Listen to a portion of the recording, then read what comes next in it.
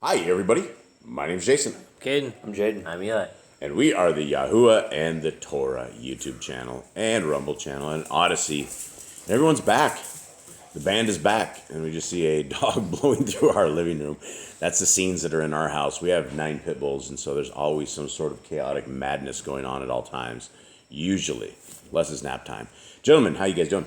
Good. It's been a long time since we've had the gang back together. It is a prep day. What does that mean? What does a prep day mean? It means that today we prepare everything so that we don't have to do anything tomorrow. Yeah, we're going to cook today. We're going to see it today. We're going to make a bunch of crock pot meals, Mr. Colwell, and some muffins and things of that nature, things that we do not have to cook on the Shabbat. And when sunset hits tonight, that is when we begin our Shabbat. And we are the family that believes what, gentlemen? Eli? We believe the laws, statutes, and commandments of our Creator are still around for all times. The first 5 books of the Bible, Genesis, Exodus, Leviticus, Numbers, Deuteronomy, that we should still be keeping them, that they were never abolished, they were never done away with, that his son, Yehoshua, hid not Jesus because there were no J's in Hebrew. We believe that he died for our sins and that he did not get rid of the law or the Torah, and that we should still be keeping them for all times. Oh, that's pretty good. You got anything to add to that, Eli? Or Jade? Jade, anyone? Nothing. That's good. Okay. Well, that pretty much does it. That sums up this, guys. What you're looking at real quickly is you are looking at Yah Scriptures. This is actually will be shipping out next week, right? Yeah, it just landed in port or is landing in port, and it is. They will be to our. Actually, they will be. Actually, I don't know if they'll be shipping out next week because it'll be a train ride. So they got to go from L.A. to where? To Tennessee. Tennessee. And then Tennessee to Kentucky. All right, so Tennessee. So L.A. to Tennessee to Kentucky, and then we will be shipping these out. So for everybody who did a pre-order, thank you very, very, very much. We'll be getting all of your guys' orders out very, very soon, inside of 10 days, no doubt. The distribution company is very, very fast when they pop these out, and so the little batch that we got that we sent to the prisoners and we sent to the first a little bit of you guys, they went out super fast, and so this will be a very efficient process as they are coming out. And we're also working on another version of this as we speak, too. I don't know if as we speak, but it is another version we're getting out. So we're going to do a small book version with a small print. And so now that we've already done the large with pretty much everything, we're going to break these down into the smaller size for people. A super, super cheap scriptures. We think it's be like $10, $15, something of the sort. Very, very small. And so we are going to be beginning this, Mr. Colwell. And as soon as that is ready, we will pop that out. But thanks you to everybody who has been a part of Yah Scriptures, who has helped us out with this. And this is the maps of the times of Yisrael. And this is Saul, David, Solomon. And this is where we are talking about. Somebody here with Jerry in my lap. Will somebody please give me a breakdown of where we're at to this day? Any kind of amazing things you may offer to us? Anyone? We had the kings, we had the people from David's line who were supposed to be the kings for all generations. Solomon went off the path of Yah, went with 700 women during concubines, so too many. Yeah, lots of. And they all worshiped different deities, they all had different religions, different beliefs, and it took Solomon's heart and put him astray. So Yahweh said that he's going to separate the kingdom in the next generation. So Israel got separated, and Yehuda and Benjamin got separated. And it only went downhill from there because every king after that was more evil and more evil until 1 or 2 would fix it, then it go back to even more evil. And now we are in the times of prophets where we get to see what they're up to. We see what Elijah, now Elisha. We get to see how that's all going for them. Yeah, when you say the times of prophets, we've had prophets for quite a bit, and so it's not like the times of prophets. It's the prophets have been with us. The people of Yah have been with us, telling us right and wrong, and so. We are in, Jay, do you have anything else, like the last couple of chapters or anything that you can recall? It's been a while, I know. But Elisha's been doing some prophet things. that's a good start. Yeah, prophesying people that have children. The child died, he brought the child back to life. He told people they were going to get sick and die. He also brought people into a certain land, and they all started fighting. Sorry, guys. And he's been doing prophet things. Prophet things by prophets. Okay, and so we hear a lot more about Elisha than we did Elijah. Doesn't it seem like we have a lot more I feel like stories? there's probably writings about Elijah somewhere. Like there's probably a lot of like things he did because I mean, he was an important person. Like he did enough to make Yah just take him up to heaven. Yeah, that's quite a bit to do that because we don't know too many that have actually escaped death. Who else has escaped death like this that we know of? Enoch. Okay, here we are. 2 Kings 9. And Elisha the Nabite called one of the sons of the Nebium and said to him, gird your loins and take this flask of oil in your hand and go to Ramoth Gilead.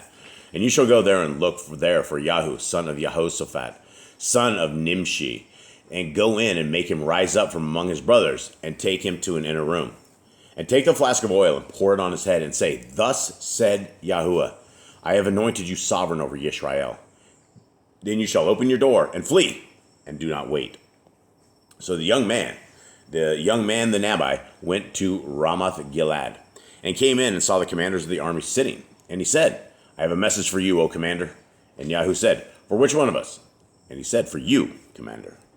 And he rose up and went to the house, and he poured the oil on his head. And he said to him, thus said Yahuwah, Elohim of Yisrael, I anoint you sovereign over the people of Yisrael, over the people of Yahuwah, over Yisrael. Okay, now what do you think this looked like? You know, these are like some warrior dudes that are sitting in this little room, and this guy has a message. Do you think the dude's just gonna like tilt his head forward and let this guy drop some stuff on his head? He's gonna like, any questions you think that he's gonna have? I mean, what's this look like? I mean, there's a lot of trust. I mean, some dude you don't know, I have a message for you. And he's like, come closer, and he has this little bottle of oil. I don't know so much as you're going to like, you probably have your sword out and go, what is this exactly? Who are you? Maybe he has previous experience from this, or maybe he knows the guy. Yeah, maybe he knows the guy. He came in the name of like somebody he knew or something of the sort. Okay, 7. And you shall smite the house of Achab your master, and I shall avenge the blood of my servants, the Nebium, and the blood of all the servants of Yahuwah at the hand of Jezebel. And all the house of Achab shall perish. And I shall cut off from Achab all the males of Yisrael, both those shut up and those left at large. And I shall give up the house of Achab like the house of Jeroboam, son of Nebat, and like the house of Baasha, son of Achiahu. And the dogs are going to eat Isabel in the portion of Yisrael, with none to bury her. Then he opened the door and fled. And Yahu came out to the servants of his master, and one said to him, is there peace? Why did this madman come to you? And he said to them, you know the man and his talk. And they said, a lie, reveal it to us now.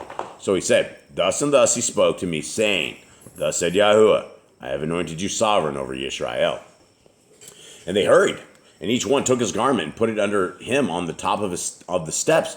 And they blew a ram's horn, saying, Yahu reigns. Thus Yahu, son of Jehoshaphat, son of Nimshi, conspired against Joram. Now Joram had been guarding Ramoth Gilead, he and all Yisrael, against Kaziel, sovereign of Aram. But sovereign Yehoram had returned to Yisrael to recover from the wounds with which the Arameans had smitten him when he fought with Kaziel, sovereign of Aram. Yahu now said, if this is your desire, let no one leave or escape the city to go and make it known to Yisrael. And Yahu rode in the chariot and went to Yisrael, for Joram was laid up there. And Achiazu, sovereign of Yahudah, had come down to see Joram.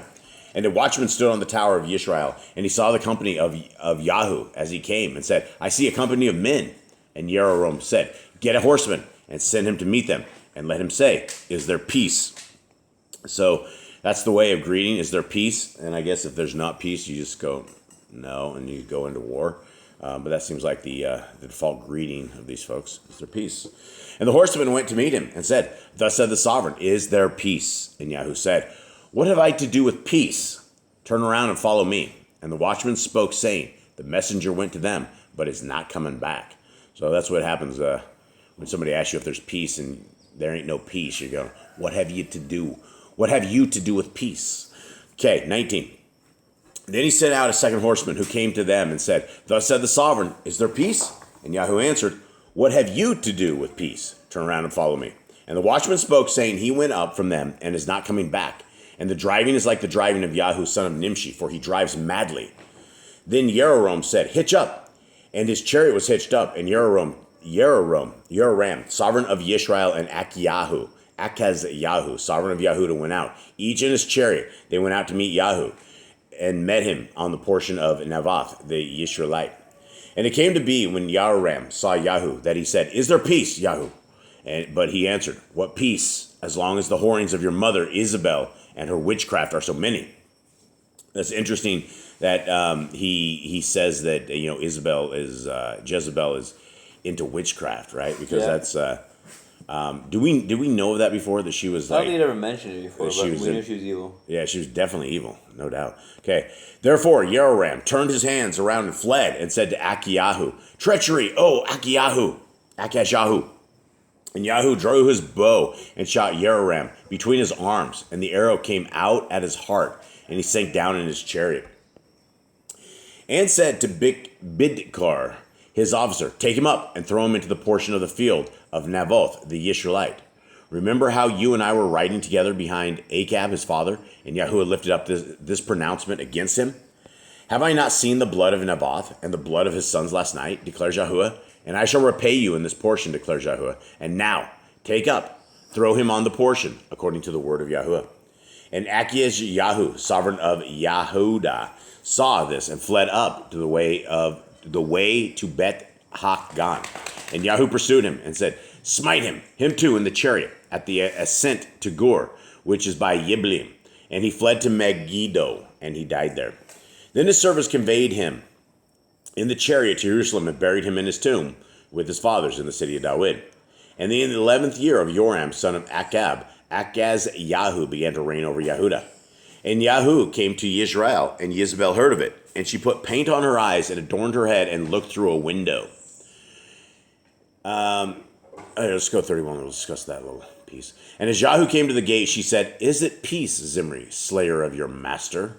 All right, what's with the paint on her eyes? Is it just some woman thing, or Is it makeup, or is she like war paint? Is she like she's going like to war? camouflage, like she's like playing on the wall or something? Yeah. So she adorned her head. So I think she was trying to look as beautiful as a demon woman like her could possibly look.